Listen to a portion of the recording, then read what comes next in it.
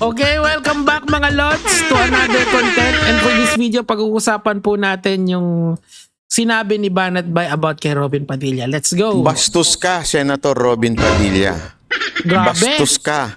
Kasi dahil sa'yo, wala nang babanat itong mga pinklawan at pulahan dahil napatunayan mong sinungaling si Las Cañas. Okay, so sabi niyang ganun, napatunayan daw na si Las Cañas ay sinungaling. Kasi pa meron siyang pabago-bago siya ng sinasabi. Not entirely true kasi si Las Cañas, kaya niya binawi yun according to the reports is na-pressure siya nung presidente si Duterte. Kasi di ba yung unang sinabi niya is merong Davao Death Squad. Kaso eventually binawi niya rin yun kasi nga na-pressure siya ng presidency ni Duterte, 'di ba? Kasi nga, well, sabi nga nila may mangyayari sa iyo kapag sinuway mo si Duterte, pagka lalong-lalo na hindi ka ganun kalaking tao. So yun yung isa doon, 'di ba? Kasi nung nawala naman si Duterte sa kapangyarihan, ang ginawa ni Las Cañas ay binalik niya yung unang statement niya na may DDS talaga. And ngayon, nasa ICC si Las Cañas at siya ang star witness doon.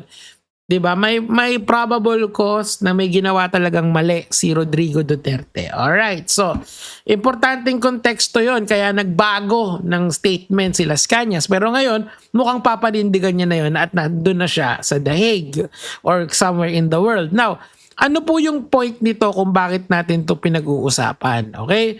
Dahil po 'yan ini-equate ni Banat Bay na kapag ikaw ay may kasong perjury, kaso pa lang hindi conviction, panalo na. Ganun po ba gumagana yan? Tuloy natin. Dahil doon sa kanyang perjury case. Ayun. At dahil Perjury case pa lang hindi perjury conviction. Alright, tuloy. din sa'yo, yung dalawang NBI ay basag na basag dahil may kaso ding di umanong perjury case. Yung dalawang NBI, basag na basag dahil may perjury case sila. Pero insofar as we know, hindi pa na-file yung mga kaso na yun. At kung meron man silang case ng perjury, this is still being tried in court. Therefore, there is no final conviction. Importanteng context po yan kasi pag pinag-uusapan natin yung mga cases na ganito. O Nico, hindi ka naman abogado. Oo naman. And si Banat Bay din naman hindi ka abogado. Ibig sabihin nun, it's a tie. Alright? Hindi, kasi po baka malito kayo at ma-confuse kayo sa mga sinasabi ni Banat Bay. Porke ba may conviction, porke ba may case, ibig sabihin nun ay masamang tao na. Di ibig sabihin, ikaw din masamang tao. Dahil marami kang cases na final sa'yo, di ba? Kay Sir Jack, meron pang naka-file na case sa kanya, di ba? And dun sa 18 Marines, yung, di ba, marami ring finailan sila ng case. Di ba, ang tawag nila dun, 18 Brave, 18 Bayani. Di ba, si Baligod mismo yung naglabas ng information na, tingnan nyo eto, sa inyo rin nanggaling yung gagamitin ko, Livito Baligod. Eto kasi pag may case, ibig sabihin, kasi meron ditong ito yung perjury case ni Baligod. Okay, so sana po nakikita ng lahat. Okay, now pag tinignan dito, an information will be filed against respondents. Ito yung mga 18 Marines. Conspiracy to commit the violation of Article 353. Ayan, may cyber libel pa sila. So ibig bang sabihin itong mga tao na to masama kasi may case sila pending in the courts. May na-dismiss yung kay Baligod, na-dismiss yung perjury niya Pero yung mga 18 Marines, masama ba yung mga yan? Kasi may na-filean sila ng cyber libel di ba? So ilagay po natin sa perspective itong mga ganitong bagay. Alam ko pong medyo komplikado siya. Pero korte lamang ang makakapagsabi kung kayo po ay may kaso or kung kayo ay guilty sa isang krimen or hindi. Kasi if we are equating guilt with being a bad person, then lahat ng guilty ay kung yun yung sinusundan nating train of thought. Pero hindi po porke may case kayo, ibig sabihin ay hindi na totoo yung sinasabi nyo. Mali po yun, okay? Tuloy po natin yung sinasabi ni Banat Bay. Sa madaling salita, napatunayan mo na isang taong pabago-bago ang kanyang statement ay isang sinungaling na tao. Ayan, yan ang gusto ko. Ngayon, meron po akong pin-repair po sa inyo. Tingnan po, pakinggan po natin. So, pag pabago-bago yung sinasabi, sinungaling, okay? Ikaw ang nagsabi nun. Yun yung standard na sinet mo rito. Ay, gusto ko yan. O, tuloy natin. Okay, ang tanong. Ano ang tawag sa taong paiba-iba ang sinasabi? Sinungaling, Di sinungaling. ba po sinungaling? Yes, Your Honor. Ito, pakinggan natin. Yes, Your Honor. Oh. Bata po ngayon, Oh. sad to say, you are weak. Bakit weak?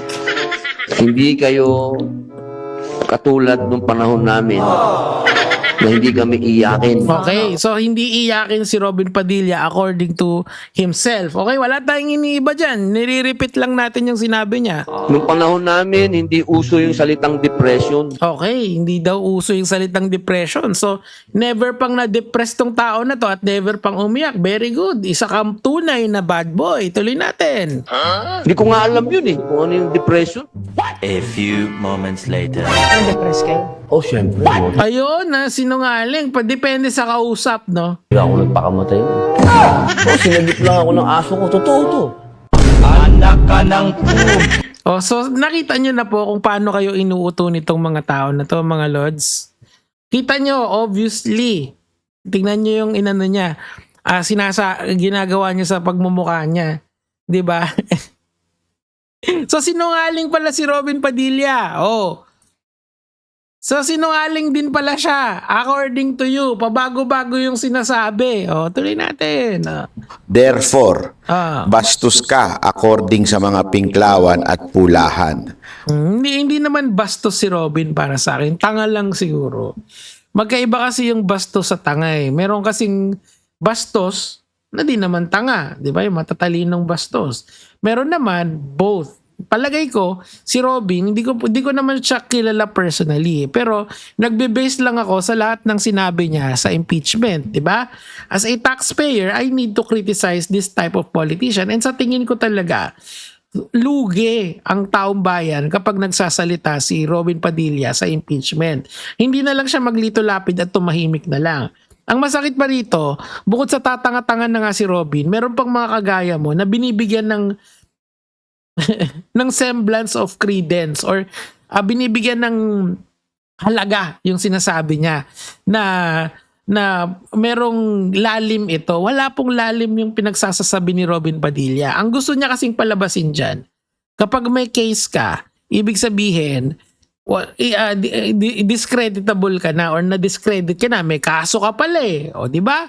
O so, paano yon yung 18 Marines nyo? Na-filean sila ng case sa court, ha? Ibig sabihin, umakyat na. Indicted na sila kasi may iba-iba pong level yan eh.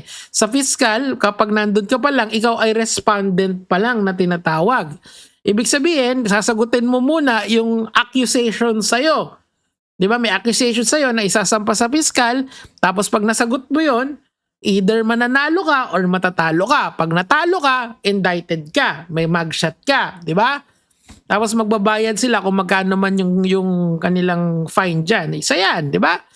Now, kung umakyat naman sa korte yung kaso mo, tapos nanalo ka doon, acquitted ka. Pero pagka natalo ka, convicted ka. Doon mo pa lang natin malalaman kung yung perjury case ng mga pinagbibintangan ni Robin is good or bad para sa kanila. Di paano kung nanalo sila, di mali yung conclusion mo.